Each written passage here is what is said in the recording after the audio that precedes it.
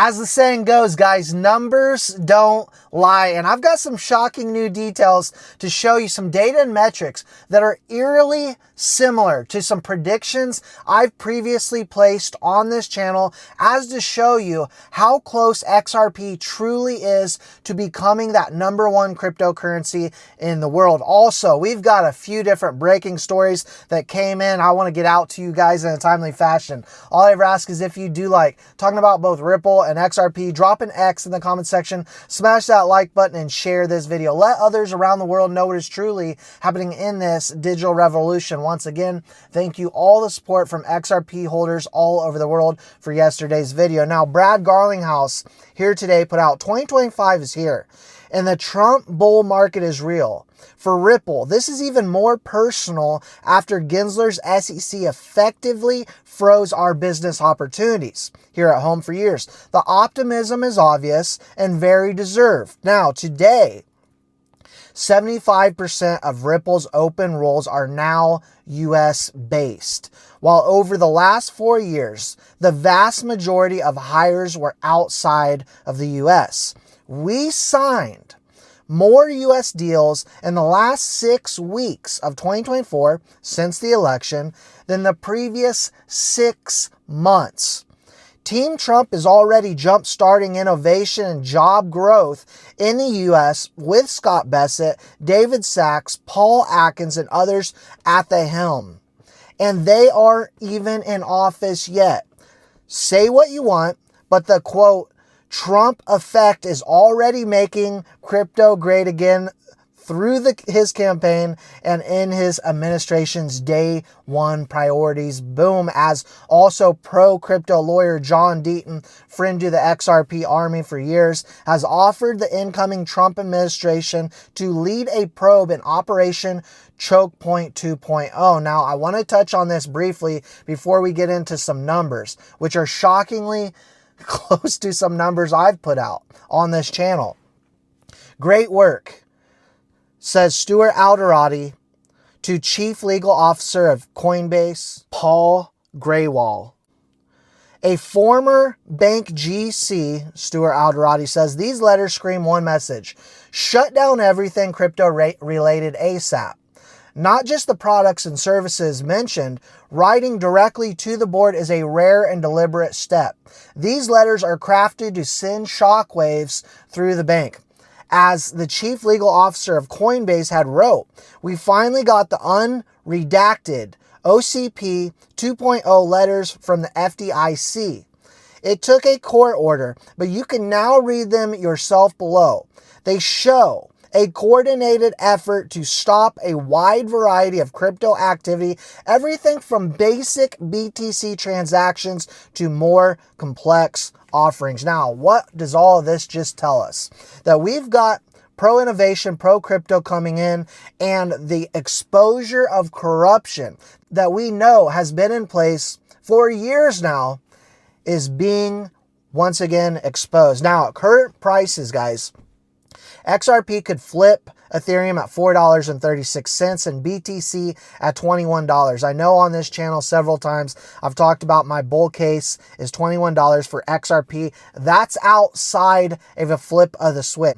But a $21 XRP, a lot of people call it too bullish. I don't think it's very realistic. Sistine Research put this out. Closer than you think is XRP coming in and taking that #1 spot from Bitcoin, flipping Ethereum, flipping Bitcoin. It's a lot closer than many think.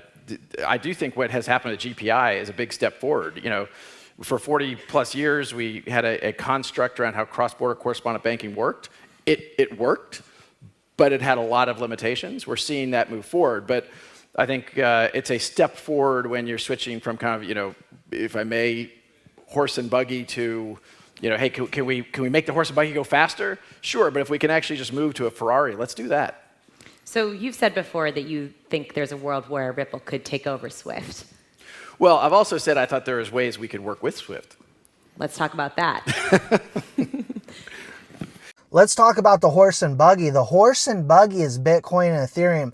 outdated technology, old coins that have had their run. XRP is that Ferrari to come in and take that #1 spot as more are learning about blockchain technology. More around the world, institutional buyers, Wall Street, all are coming off the sidelines this year, guys, to say what's the best play out there. #1 play out there will be XRP. RLUSD is doing more volume than PayPal. I know we touched on this just yesterday, guys, but this just goes to show you, as Reese Merrick put out here today, as we look at cross-border settlements, the exact percentage of international payments settled in USD globally can vary depending on the source, but estimates suggest that around 49% of cross-border payments are settled in US dollars. A significant portion of these payments are actually settled in countries outside the US. As a result, settling these payments via traditional methods is cumbersome, expensive, slow. USD-backed stablecoins clearly solve these inefficiencies.